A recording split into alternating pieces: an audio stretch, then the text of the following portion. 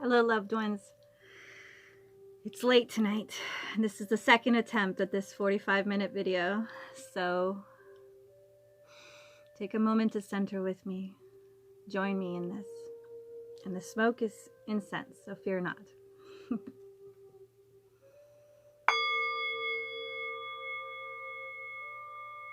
Breathe all the way in,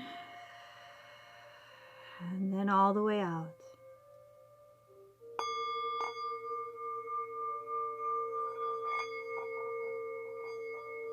All the way in, and all the way out. One more time with me. All the way in, and all the way out.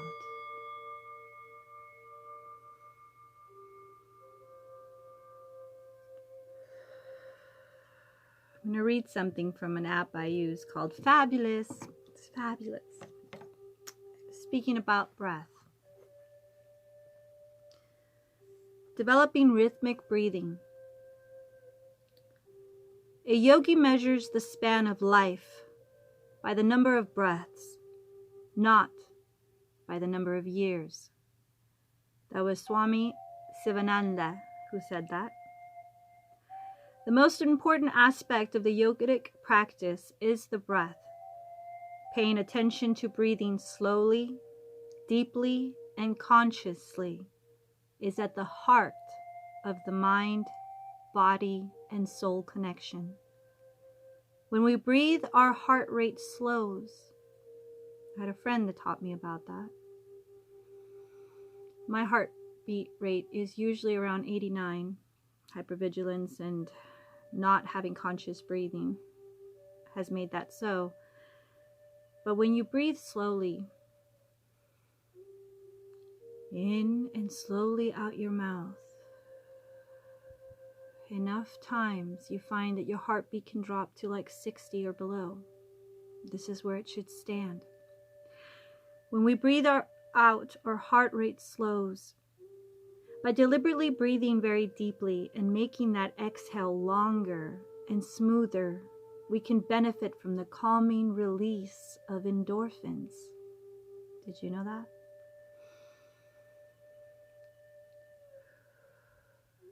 Just in the breath. Take time today to practice breathing in a rhythmic way. Notice how much more relaxed you feel when you center on your breath.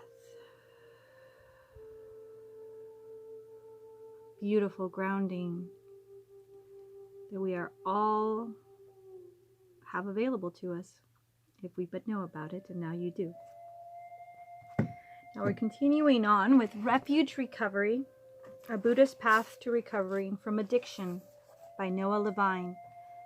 I would like to add in this moment to all the addicts or recovering addicts that notice this video, and if you have a friend that could use it, please send it to them. I was talking to a dear friend recently, and I had to recall my path out of addiction, out of active addiction. And it was certainly active. I mean, it was daily. And in our conversation, I recalled how it was that I managed to change. I got tired of having a substance, something outside of myself, dictate how my day went. It affected my confidence, my self-esteem, and my way of being. I couldn't do without it, I thought. And that had to change. My confidence level, my self-esteem level, and the direction of my life are no longer under the control of a substance, but of myself. Part 2, Reflections on Recovery. The following are personal recovery stories from members of our Refuge Recovery community. We have included these stories for those new to recovery to get a sense of the various ways in which recovery happens. You are not alone in your suffering, your confusion, or your path of healing and recovery. We had just finished with chapter 16, which was Jordan, the pot smoker. Now we're moving on to Dave. Dave, here we go. I was introduced to Dharma and the practice of mindfulness meditation long before I became a full-blown addict and alcoholic. It was the fall of 1993, my first year out of high school. I had my own apartment and was playing in a ska punk band, drinking in the bars and having a wonderful time. I smoked good weed every day and enjoyed the occasional hit of acid. I didn't have a care in the world. After being totally confused, angry, and lost throughout my teens, I was starting to feel like things were finally going my way for the first time in my life. I had some hope for what the future might hold. I fell madly in love with the girl, my roommate. Things were going great. About 3 weeks into the relationship, however, we were run down by a drunk driver while walking through the cornfields at the edge of town. I was thrown over the roof of the car, but my girlfriend wasn't so fortunate. She was killed on impact. I was devastated beyond belief. I couldn't even begin to fathom, quote-unquote, why this had happened. I immediately lost all sense of hope or meaning in life. This type of loss had become a theme in my life. My sister was killed in a car accident when I was 11. 4 years later, my favorite uncle died tragically in a bike accident. And now this. I was done. I was so confused and so angry. Worst of all, I was taking it all very personally. A habit that was becoming deeply rooted in my psyche. I continued to play the scene over and over in my head. I couldn't sleep. I had a hard time focusing at work, and I was experiencing a growing hatred towards life and the world at large. It was bad. I was lucky enough to have a friend whose mom had a lot of compassion and understanding for my suffering. She encouraged me to meet with one of her close friends, our Dharma teacher. His name was Stephen Smith. We met in the morning and talked for a few hours about my life, my experiences, and my suffering. He spoke in great detail about the first noble truth, the truth of suffering, and how meditation can be used to help ease suffering. He invited me to meet him later that day for meditation instruction. A few hours later, I found myself sitting across from him in the Dharma hall at the Insight Meditation Society, or the IMS. He showed me how to sit and offered me the initial instructions to bring my attention to the sensation of the in and out breath. I reluctantly gave it a try.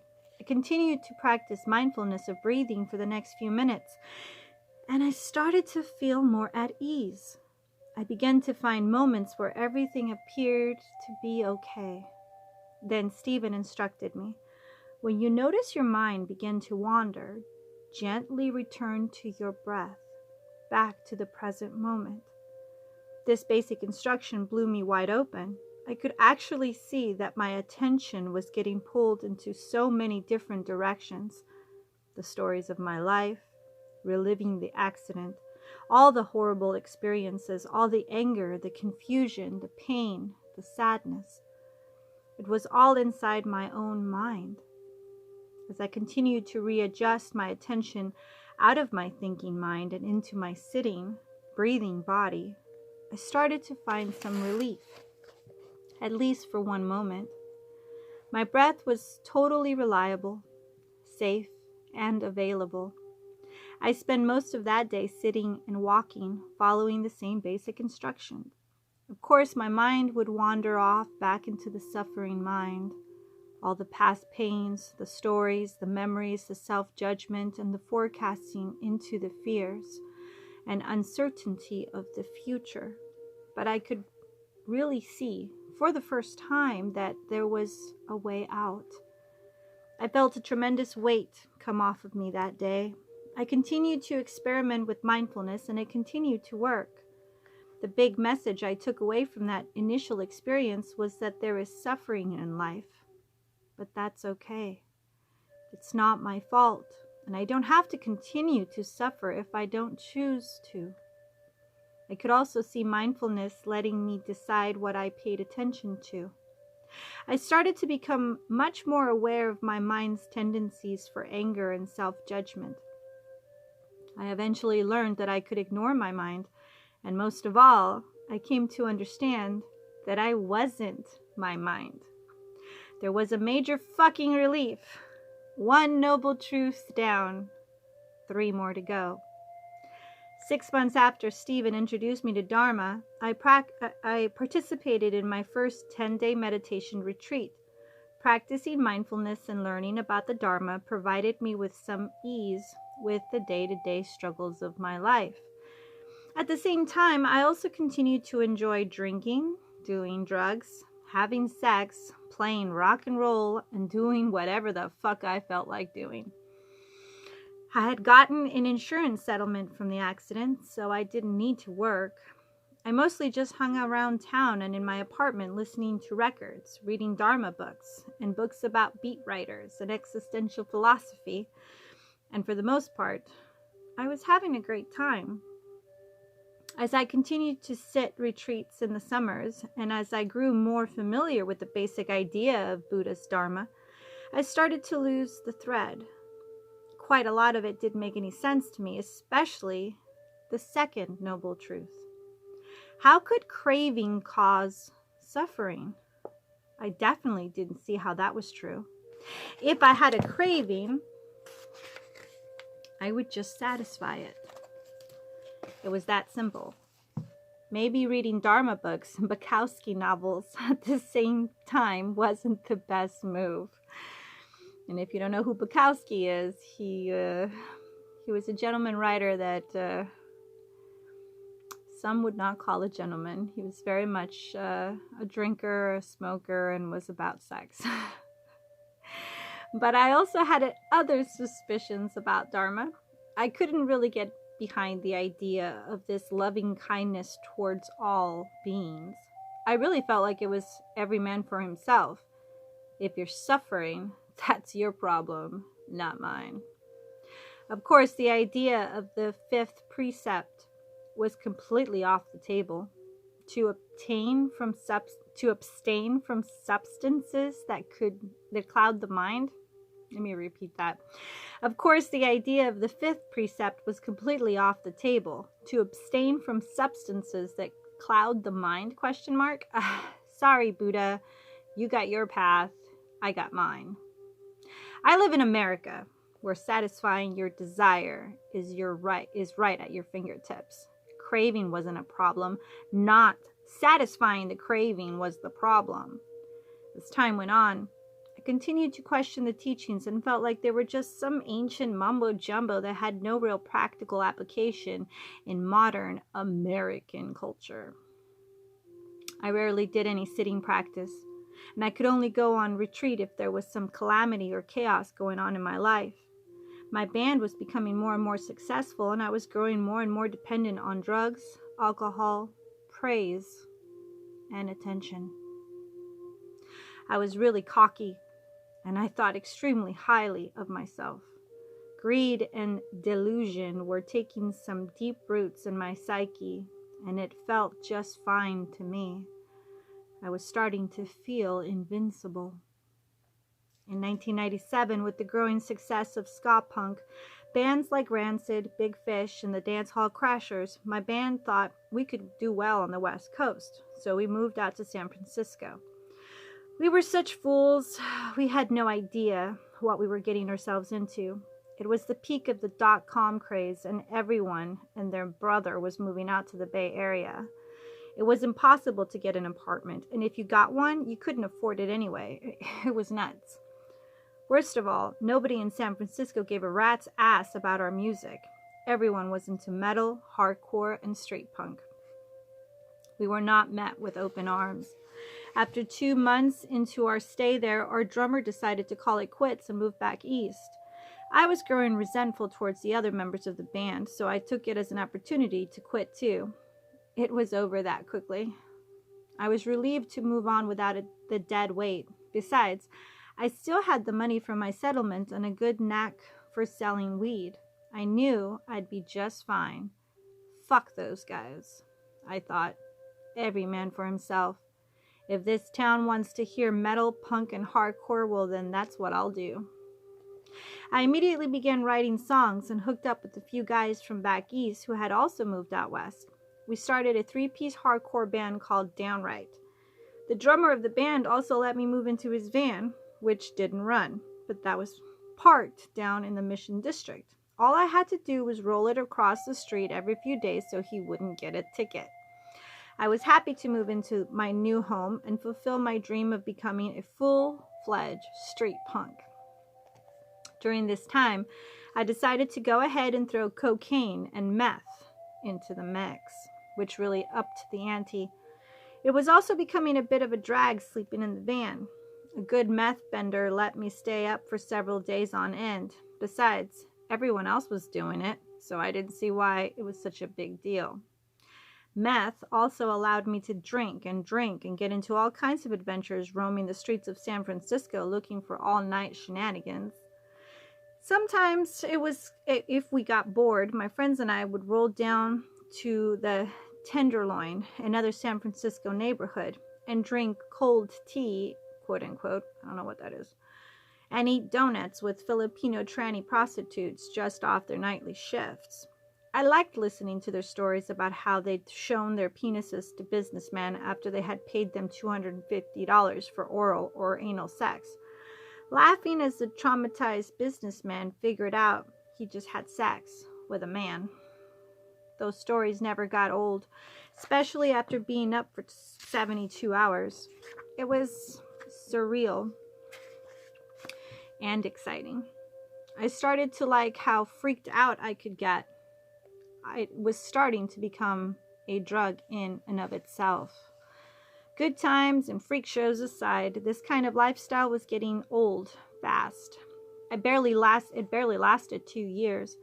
I started to get a little bit too freaked out with the late night meth crowd, unsuccessful attempts to get a band off the ground, not to mention living on random couches and crashing in the van, walking the streets at sunrise and seeing the tweakers roaming about. It was like a George Romero movie at times. It was fucking gross. Fortunately, I could see the expiration date of it all. I knew it wasn't for me. I was 22 years old, and I had no idea what the fuck I was doing. It was suffering all over again. However, this time it was my fault. My own doing. I was so confused and disappointed. I had no idea what to do, so I moved back home, back in with Mom and Dad. For the next 2 years, I was totally depressed. I was living back in Northampton, Massachusetts, working construction, getting drunk every day and every night. I was miserable and really lonely. It was the only time in my life where I can honestly say I contemplated suicide. During this dark time, I slowly started to reconnect with my old bandmate, Jeff, who was still living out in San Francisco. We spoke on the phone and eventually reconciled. Jeff wanted to move back to Boston and start the band back up. He wanted me to join him. I was pretty stoked at the idea of doing something different and getting the fuck out of where I was. I decided to go for it. I moved to Boston in 1999 to give music another chance. Going to Boston proved to be the best idea. The band got great gigs right off the bat because of the success of the Bostons. We were a perfect fit in the Boston music scene. We quickly became a local success, practically overnight. We landed a record deal with a new label which had offices in Amsterdam and Los Angeles. What a relief. I was back to my old business of selling weed, hanging in the bars, and running my mouth. I was back on top, and I felt truly alive. I even went back to IMS to sit a 10-day retreat and began doing some sitting practices every day.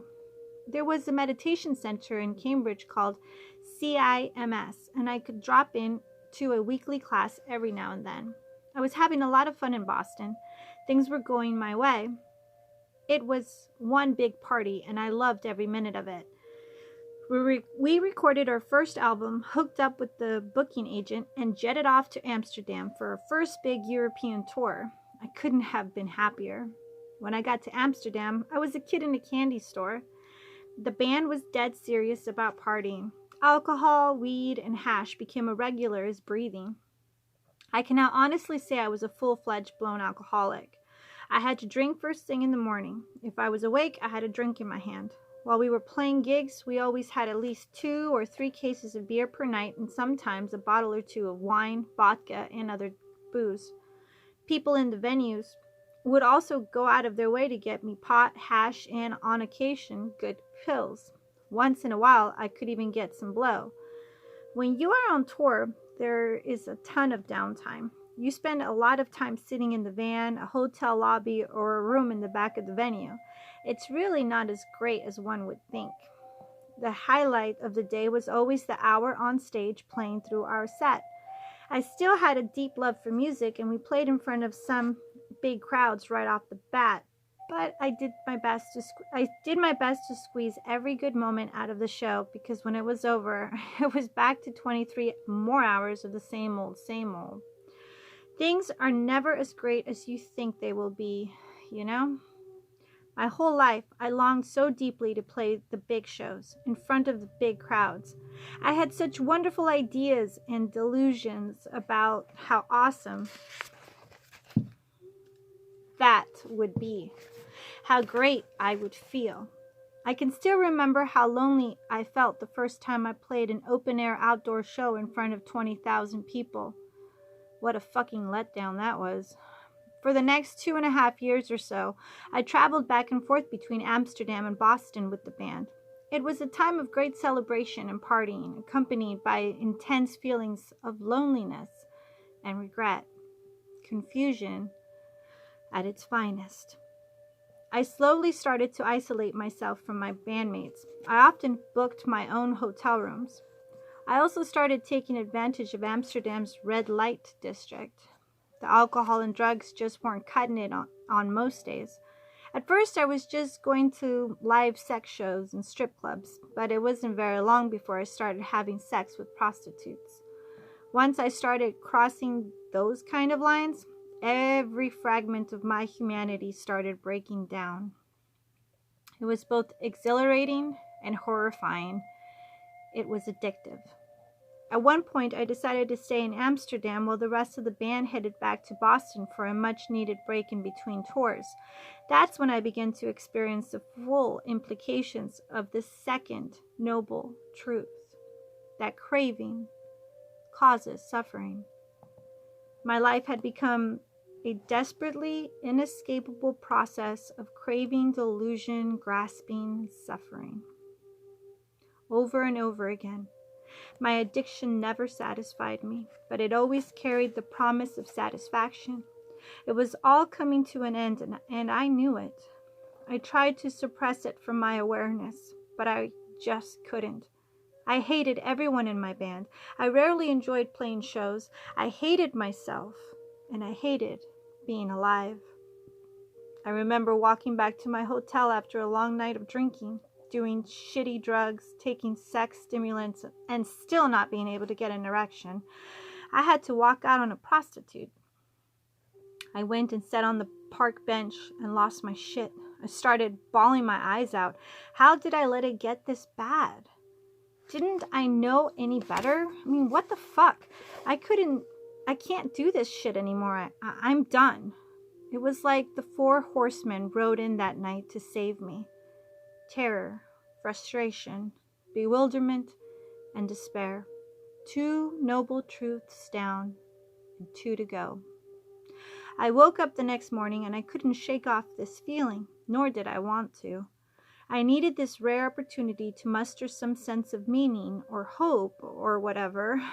I purchased 2 bottles of Guinness, which I drank in the park thinking. It was my only form of meditation at this point. The truth was obvious, but real hard to accept. I needed to get out. I needed to quit the band. Fuck all of this, I thought. I'll go back to Massachusetts and work it out. I'll go on staff at IMS and sit the 3-month course. Then I'll go to Burma and become a monk. Well, maybe not that. My mind became flooded with thoughts and options, some bad, some good, some realistic, some not so much. It didn't really matter because I knew I would be okay. I'd been through a lot of shit already. I was a tough kid, and I was better than all of this. I was going to be just fine, for sure, I thought. I just need to figure out my next step. The next few weeks weren't easy, but I had made it out alive, mostly because I got drunk and stayed drunk. That was the only way I knew at the time to manage the fear, anger, guilt, and shame. Any good drunk knows that, but I eventually made my way back to Boston.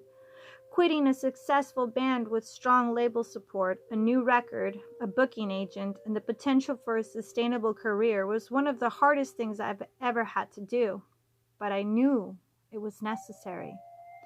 Doubt and fear filled my mind, but they had no ground, no aggregated form which to cling.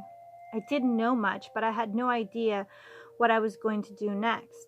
But I knew deep down that I could no longer continue living this way. Long story short, I just did it. I called Jeff, my closest friend for a decade, my bandmate, and my biggest resentment.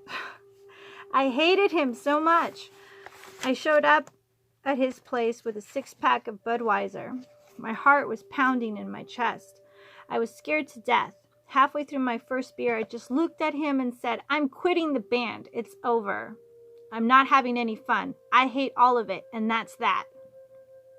Jeff made a few bold attempts to change my mind, but he could tell I was serious. He just looked at me and said, "Get the fuck out of here." I was so happy and relieved to hear him say that. I walked outside and threw up in the bushes. My head was spinning and my heart was filled with appreciation. It was over that quick. Later that night, I went out to celebrate with some friends. I just wanted to get loaded and marinate in the joy and sense of newfound freedom. After the bars closed, I went over to a friend's house. I was definitely drunk, but I felt very confident, very clear-headed, very sure of myself in a way that I hadn't experienced in years. It was a strange few minutes. I walked over to the fridge and took out a beer, opened it, and took a few pulls. I started looking around the apartment. It was a mess. Empty bottles everywhere, and that gnarly aroma of bong water. I knew I didn't want to be there. I took one more sip of my beer and said to myself, "Fuck this too. It's time to move on." If I could quit the band, I could quit anything. I put the can of beer down on the coffee table and walked out of the apartment. I have never had a drop of alcohol since that day. That was almost 10 years ago. The next day, I caught a ride out to Western Massachusetts and went to my parents' house. I told them I had quit the band and that I wanted to get sober. I could see the look of relief on my mom's face. It was a heavy moment. There I was, back at Mom and Dad's, 28 years old. I had no money, a few guitars, and a dirty bag of laundry. I couldn't have been happier. I started going to 12-step meetings immediately.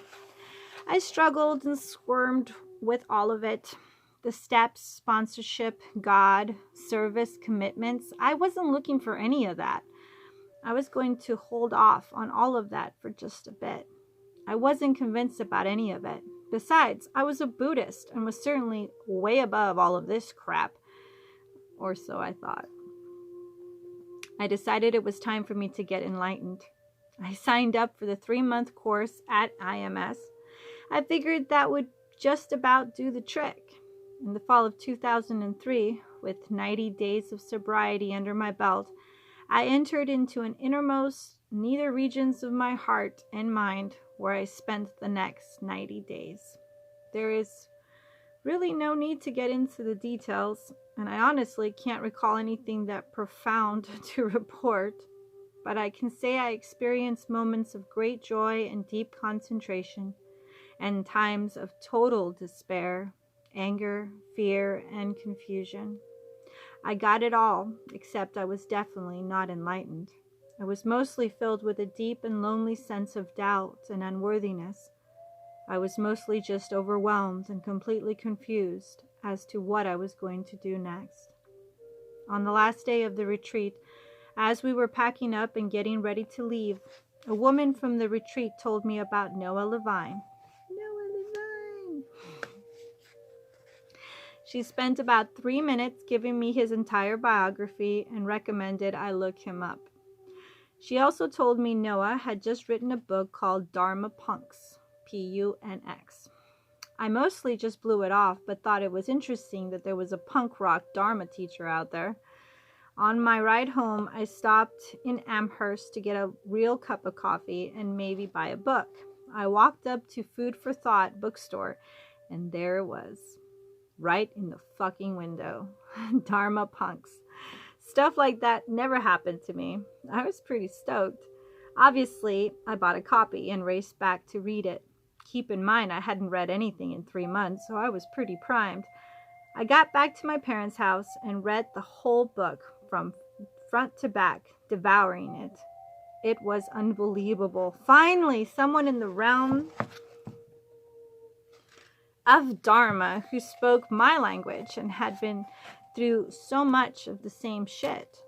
I was relieved, inspired, and even a bit overwhelmed. I slept like a rock that night. I do remember that. The next morning, I found the Dharma Punk website and sent Noah an email, a very long email. I included my phone number and told him I would love to talk to him. On some level, I hoped he would ask me to come to New York City and join the revolution or some shit. But that is not how it went.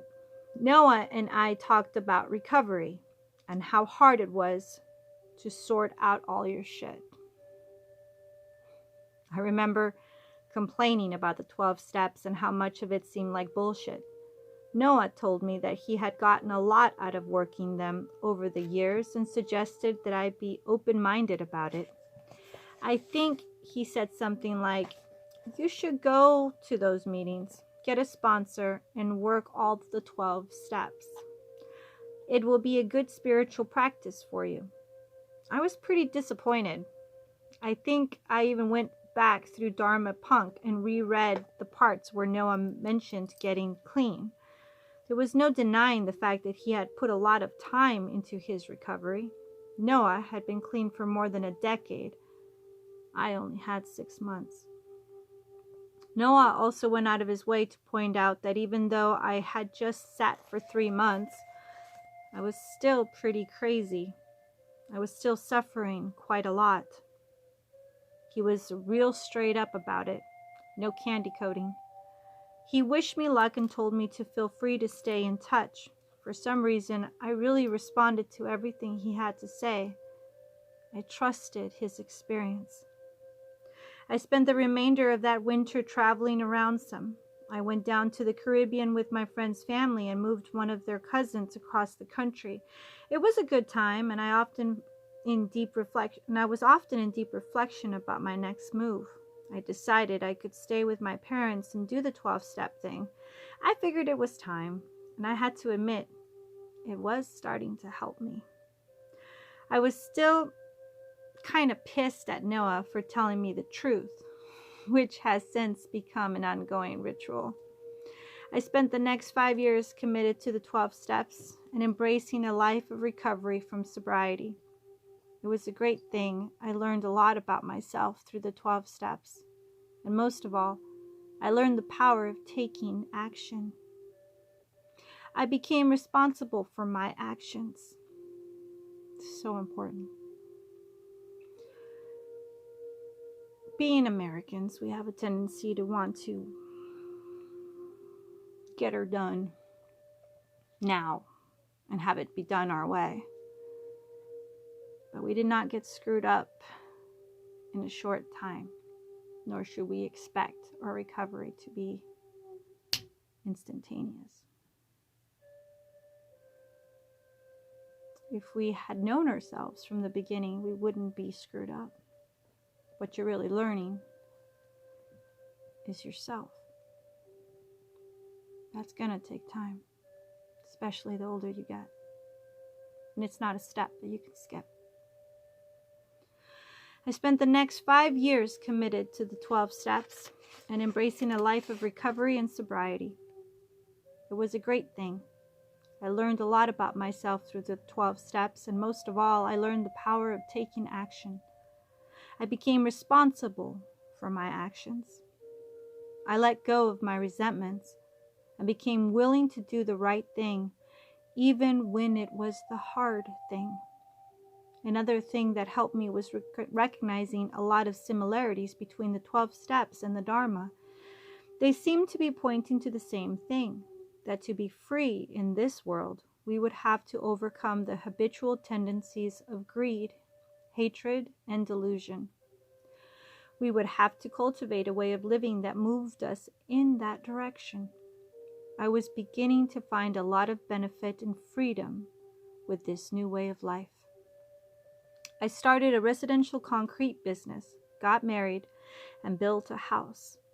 I was truly embracing my blue-collar roots. I got up every day and went to work, paid taxes, and was a contributing member of society, something I had always avoided. I spent a lot of time with my mom and dad, who lived right down the street. I was real happy for the most part.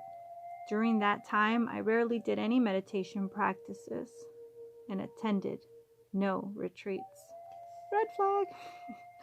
I started to think that Dharma practice was for the overeducated college type, not for a simple drunk like me. I became very proud of my newfound work ethic and blue-collar mentality. Red flag. But underneath it all, something was missing, and I knew it. I had started writing a lot of songs.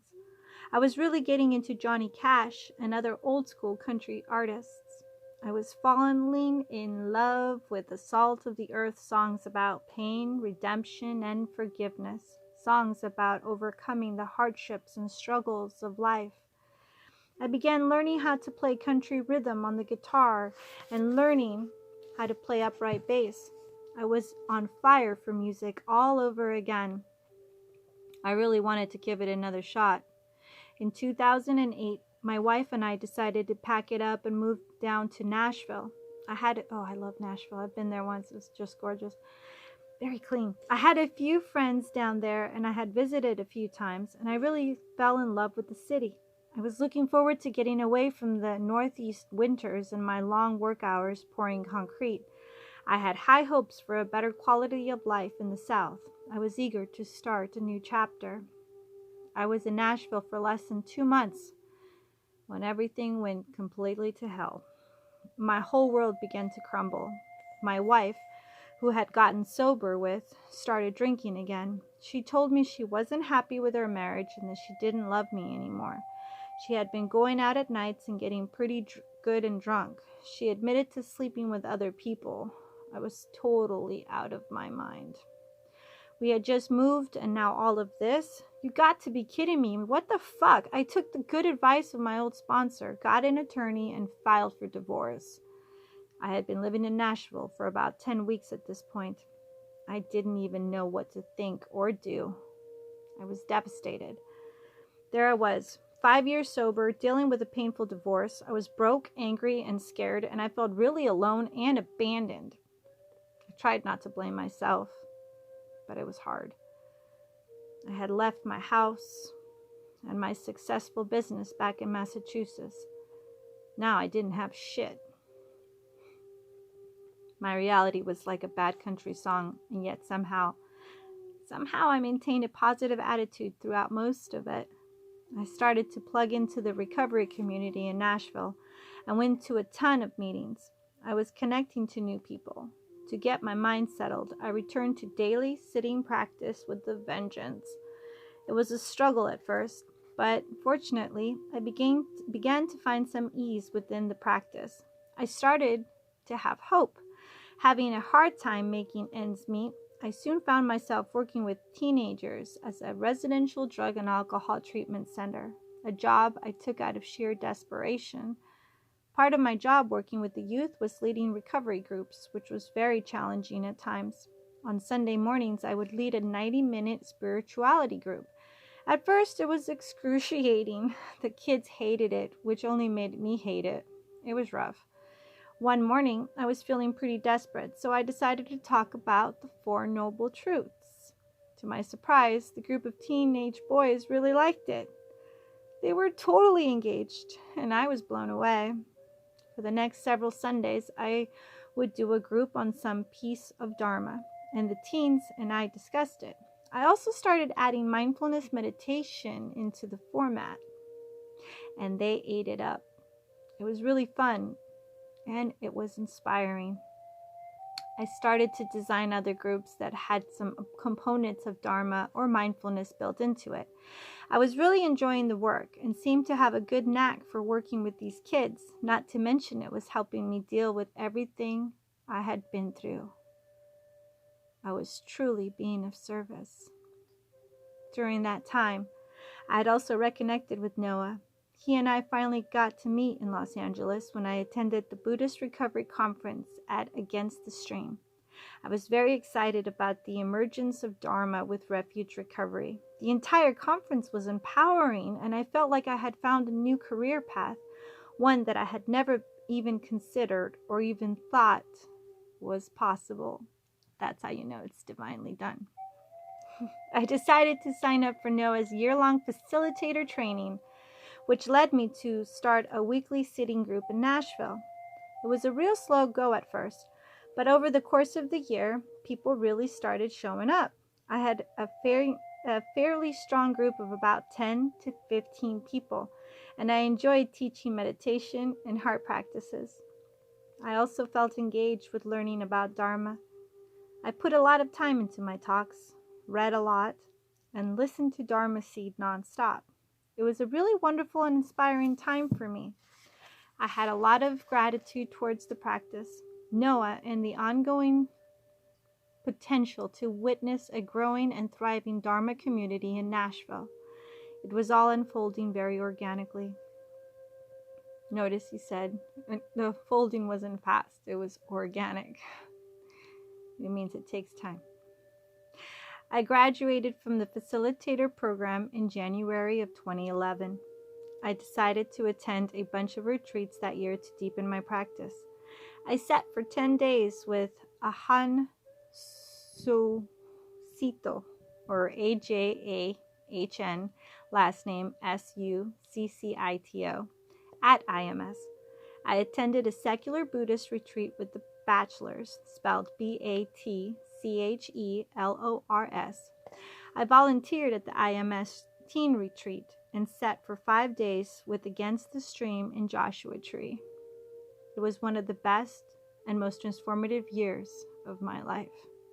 I also felt locked in and unsupported with my work at their treatment center, so I quit. I started operating programs under the Mind Body Awareness Project, or the MBA. I began teaching mindfulness to a wide variety of at-risk populations.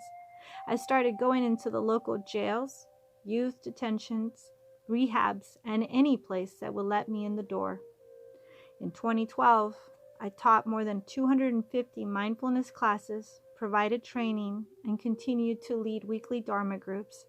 I also started Refuge Recovery meetings at our center, where we now have 3 per week. Dharma and recovery have become my livelihood, and I couldn't be happier. I remember years ago, Joseph Goldstein told a story about Munindra, that's Munindra, his first teacher. Joseph said that Munindra would often say, quote, "The Dharma takes care of those who take care of the Dharma," end quote. Words that have always lived somewhere inside my heart. I can tell you with all honesty and humility that those are words I have come to live by, not because I want to, but because I have to. It's really that simple. And we're at 45 minutes. Namaste, guys. May this find you well. Much love.